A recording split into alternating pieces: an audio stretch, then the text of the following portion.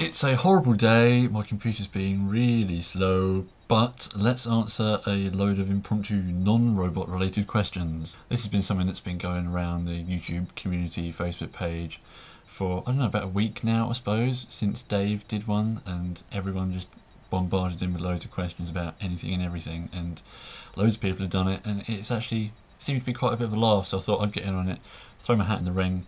I have got, not really, I've got to be honest, I haven't got anywhere near as many questions. Well, no, I've got quite a lot of questions here to answer, but they're not from as many people as I would have liked, to be honest. But let's crack ahead anyway and divulge some strange secrets or make up some strange random answers. The first one we have, Dan Bernstein asks, Peter Capaldi, the Doctor, or that guy until the next guy? I have to say I really did enjoy that first episode with him. I am a bit of a Doctor Who fan, if you don't really know. Basically, the Doctor to me is David Tennant. That's my Doctor, that's my era of the show. That's the only stuff I've got on DVD. I don't know, I would say that he is the Doctor to me. It always will be. But I thought Peter Capaldi was really good. I think in that one, yeah, it was like, what, 80 minutes long, that first episode. That one episode, I do think I would like him more than I did Matt Smith. But then maybe there's some sort of negative bias in my mind towards Matt Smith because he was the one that superseded David Tennant. I don't know. But I really liked him. He just had a load of character really instantly and just felt a lot more real in a way. He just felt more like a properly flawed individual, which makes him more of a likeable character. And the eyebrows were pretty good as well. Good to have a Doctor with massive eyebrows like that. Next, Aaron Cole asks, what was the best meal you ever had? I don't know. I suppose if I lay out everything I've ever eaten, there's not really been that many particularly great things. I'd have to say most of the things that my nan cooks, I go over there every Sunday almost for a nice slap up roast dinner, and that's, you can't get better than that. No. I have yet to encounter anyone on this earth that can cook as well as she can, so anything like that really. If it's got beef, gravy, you know, a couple of Yorkshire puddings, yeah, that's all you need. Matt Norris asked me a triple question. First up, who's your favourite YouTuber and why am I? Haha, cheeky. I don't know, I don't really have any favourite particular one person. I think maybe I used to. Maybe right when I started, obviously it was like Few was the best one. But I think since then it's like, how do you pick a favourite amongst your friends? It's like, what I love is the interactions between everyone. You know, I can't just pick one person I really like because I like everyone doing their thing, and you know, it's about the whole community thing. I don't have one favourite person that I can pick. There are loads of people that I really like, and then I just enjoy everyone. Least favourite toy, I think it's probably got to go to a 3 3/4 inch Spider-Man figure that I got in like 2012, before Amazing Spider-Man the film came out, before that line sort of put loads of crap out. And yeah, I got it. I have no idea why I got it actually. I think it was just because I was away at uni at the time, didn't have any Spider-Man figures with me. It said it was superposable, even though I'd already got a Marvel Universe one, like that scale, which was probably actually more posable than that one. And I just opened it up and it was painted horrifically and it was averagely posable, and it's just awful, and I regret buying it, and it lives right at the back of the little shelf of Marvel Universe figures I've got because I hate it. Last question from him. Can you sing? I honestly have no idea. I don't think I've ever actually sung in front of anyone without being drunk. So I don't think anyone can actually vouch for my singing voice. I don't think I could either. I mean, you know, you get all these people on X Factor who are like, oh, I can sing really well, and then they wail out some horrible thing that sounds like a cat's being strangled, and it's like, can you not hear yourself? So I'm not going to jump to a conclusion and say I can sing because I think I can sing, because no one should ever say that. No one should ever think they can sing just because they've heard themselves singing. No, you're not your own best judge for your own voice, let's put it that way. Dave Shotton asks, have you started growing your Hulk Hogan tash yet? If you don't know, I asked when Dorian did his question and answer video, should I grow a Hulk Hogan tash? And he said yes, definitely. And well, to be honest, I didn't need to ask him, because if I could, I would. Let me put it this way, my facial hair grows at the rate of continental drift. So maybe in about 10 years I might have a Hulk Hogan tash.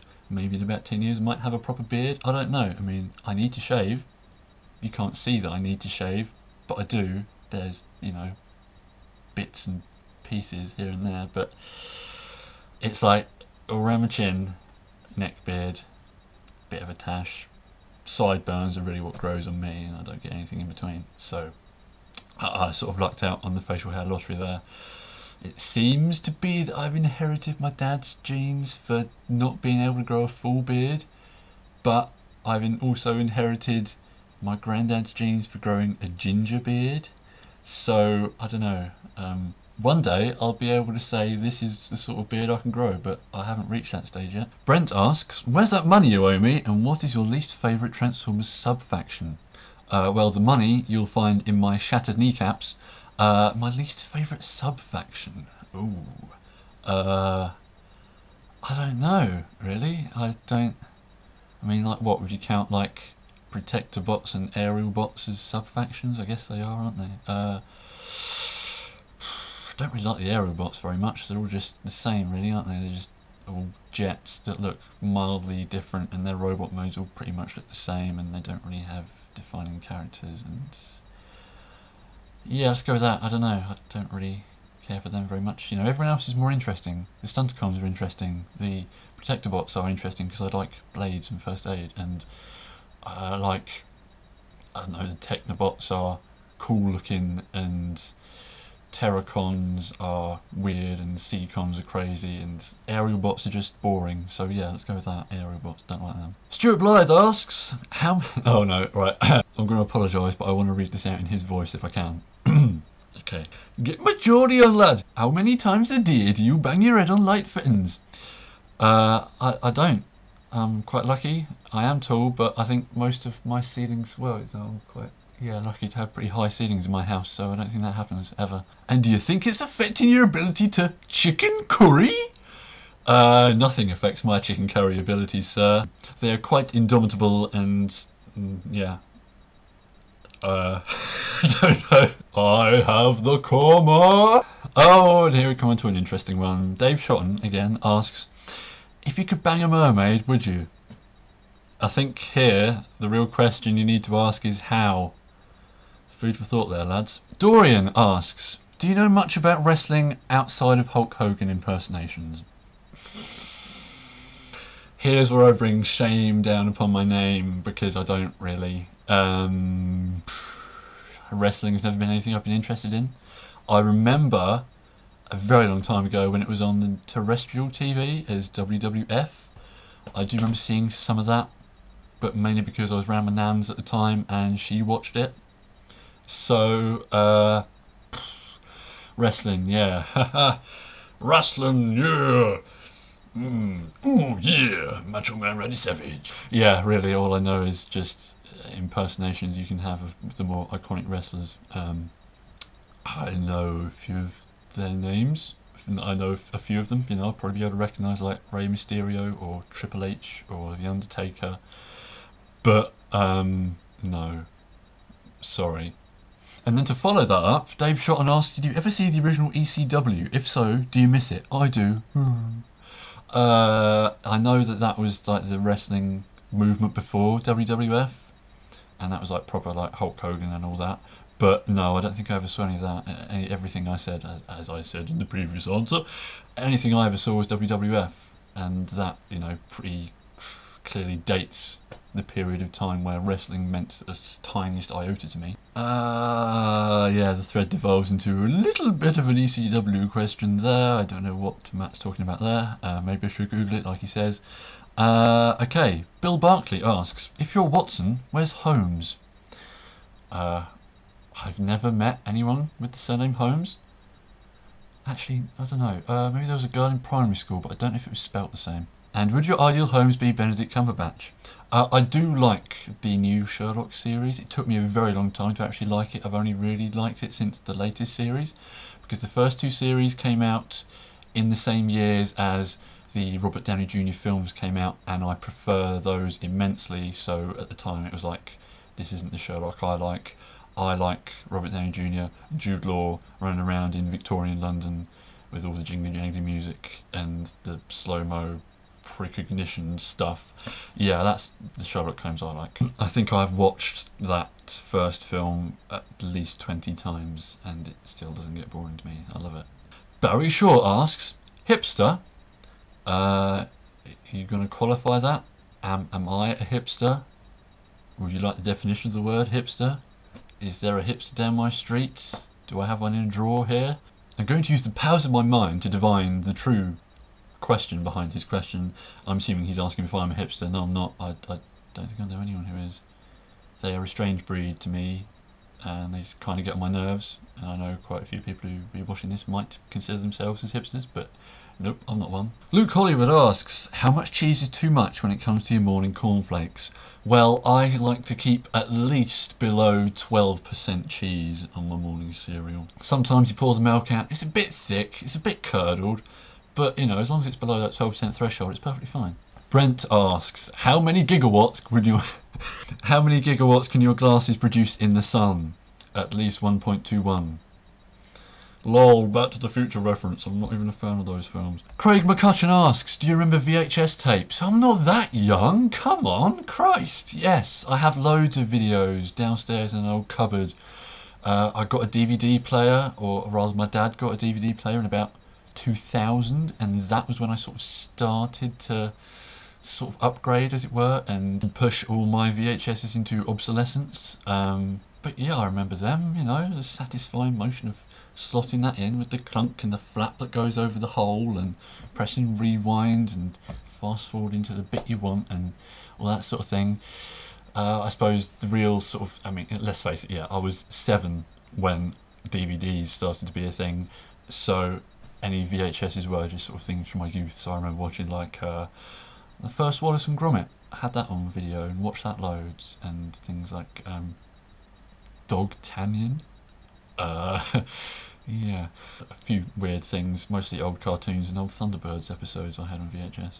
But they were good, yeah.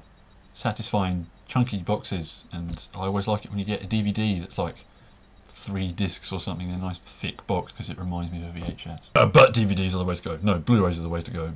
Max that definition, boy. Full 1080p. He says, filming this on a 640 by 480. Luke Hollywood asks, your dream carpet? I think I've got my dream carpet. I think I've always had my dream carpet. It's a road carpet. It's got police stations and fire stations and airports and churches and petrol stations on it. And I still have it. It's down there. I'm a 21-year-old man and I have a road carpet in my bedroom. Feels good. Natalie Harper asks, on a scale of 1 to the size of the sun, how happy are you that Breaking Bad is getting a new season, basically? And then she goes on to say that, oh, that was a hoax. Whoops. I'm going to have to say 1. I've never seen Breaking Bad. It holds no weight in my mind. Sorry. I know it's the thing that those people have gone mental for, and it's like technically, properly, officially, legitimately the most popular television series of all time. But I've never seen it, and maybe one day I'll watch it. Maybe I'll get what it's all about and start making references, saying I am the one who knocks like 4 years too late or something. I don't know. Ding ding ding ding dong. Who's next? Do some scrolling. Paul Gowland asks, which member of the Ghostbusters is the leader? It was Bill Murray, wasn't it? I don't know, I'm not a big Ghostbusters fan. You know, that seems to be a sort of generational thing for people of the 80s, and they're like, oh yeah, like all Ghostbusters is the best film ever made, and I'm like, it's really not. I can't remember his character's name, but I think it was Bill Murray, wasn't it? Egon was my favourite. And then that leads into the next question, which Bill Barkley asks, how are they going to do Ghostbusters 3 without Harold Ramis? I didn't know it was going to be a Ghostbusters 3, but I'm pretty sure now that he has passed away, they're probably not going to bother, because, well, you know, if you can't have the full old cast, there's no point trying, and I would think if they are going to do a Ghostbusters 3, that they'd do a completely new team. I know that I've seen like some of the new comics that IDW do, that I've seen adverts for in the Transformers comics. There have been different teams of Ghostbusters with different people on, and they could do that. That might be fun, mightn't it? Having completely different people. Maybe they're their children. Who knows? Zevernam! Mr. Reeve9 asks, what's your favourite episode of Game Grumps? And here's where I asked him to ask another question because I've never seen that, and I don't do the video games, sorry. So he asked instead, if you ever become a super popular YouTuber, what would your nickname for your fan base be? I don't know. Do people generally actually come up with the nicknames to their own fan bases? I thought the fan bases themselves begin to describe themselves as, I am an X. So, I don't know. Disciples of Ben. I don't know. I mean, obviously the first thing that comes to mind is like wasp shotters, but that just sounds really weird and it becomes hard to pronounce, and I have no idea. I'm going to let other people come up with that if that ever happens. I don't think it will. Ben's Collectibles asks, how does it feel to have the same name as someone with an awesome beard?